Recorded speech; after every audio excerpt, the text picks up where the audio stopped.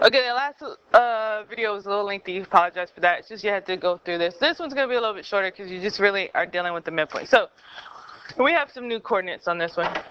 We are going to do the equation for the median. So the median just goes through the midpoint of a side, and it connects to the opposite vertex. So we're just going to apply that theorem. We're going to make sure we have the midpoint of side. We're going to connect to an opposite theorem. So I'm going to let you copy down the steps here. Sorry, I covered that a little bit. And I'm going to get my triangle graphed if you haven't done that yet, because I haven't. So go ahead and get those steps, copy down, and we're going to go through those together on this video. So we got -4, 1 still. That's my A. B has 2, 7.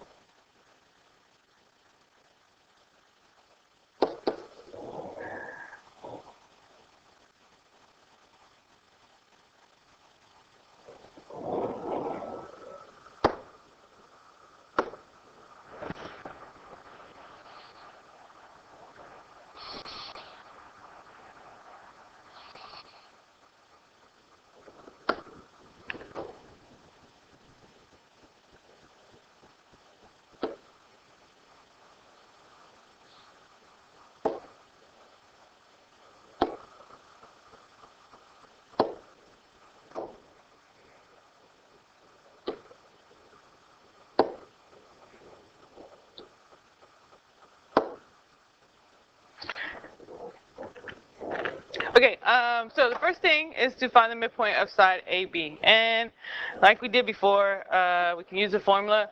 Or on this one, if you look a little closely here, looking at the slope or just looking, we can physically see it. At least I hope you can. So our midpoint is a -1, 4. I'm going to go ahead and label that M. I'm going to put my tick marks to show that's the midpoint. Well, now we're going to connect from the midpoint to the opposite vertex. What is the opposite vertex from M? You're exactly right if you said C, because that's what it is. The opposite vertex here is going from M to C. So we're going to connect that.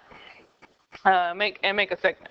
Then we need to find the slope of that median. So we just drew the median. So we need to find the slope of that, and the easiest way to find the slope of that is to do our rise over run. So from C to M, I'm going up 1, 2, 3, 4, 5, 6, 7, but then to the left, which is negative, 1, 2, 3, 4, 5. So I have a negative slope, and I can see that it's decreasing. So my slope is a -5. Then we're going to just go straight to finding the equation of the median using the midpoint, and the slope. So we had the midpoint. Our midpoint was our -1, 4, because we're going to do point slope form. So there's our point, and then our slope, and this is the slope of the median. Probably run out of room here. So basically, I'm going to have y -4 is equal to the -7/5 parentheses x plus 1. And we are going to repeat for the other two sides. So let's find the midpoint of side BC. So side BC, we're going to do rise over run, take half of that, or use our formula. And I think you can physically see, and my point might be a little bit off, but it is 3, 2 right there. So that's the midpoint. I'm going to do 2 tick marks. And remember, we're going to need to now connect from that midpoint to the opposite vertex. So I'm now going to draw a line from that midpoint to the opposite vertex. So that would be A. And then we're going to repeat and find the midpoint of, well, before we do that, let's go ahead and find the slope, because we're going to need that. We're going to need that to find our point of intersection of using our system. I'm going to name this midpoint, let's name it D. I think it's going to let me write that.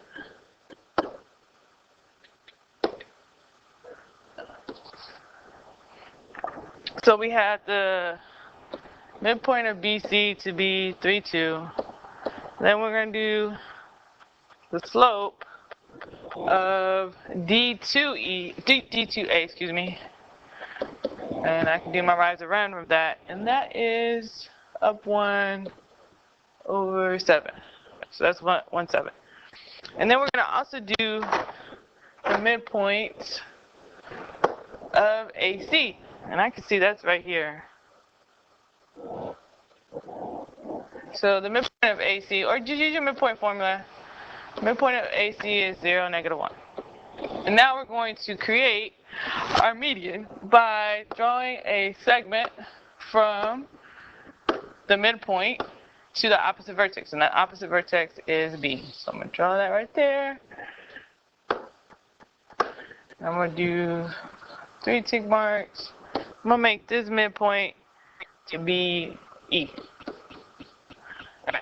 So now I'm going to find the slope from E to B. I'm going to put a little M for slope. And the slope from E to B is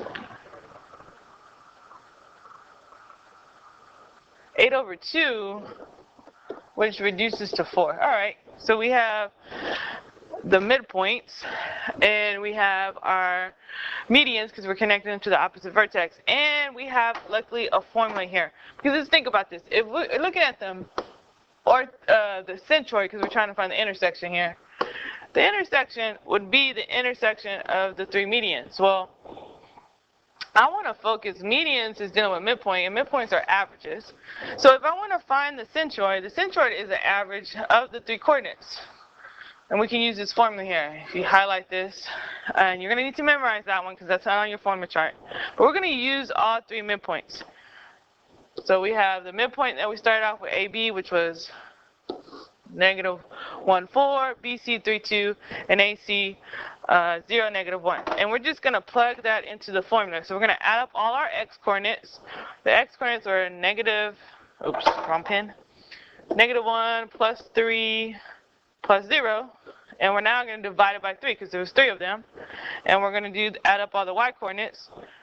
4 plus 2 plus the -1. Divide them by 3. Simplify that. This would give me 2. Let me make some room here. This is 2 on the top over 3. And then we would have 5 over 3. Again, we see that that's not an exact point on the grid where they intersect. And our location of our centroid would be 2, 3, 5, 3. And that's it. That's what we do. That's the steps that I need you to memorize and get familiar with. We're going to do some checking for understanding on the last page. Thank you.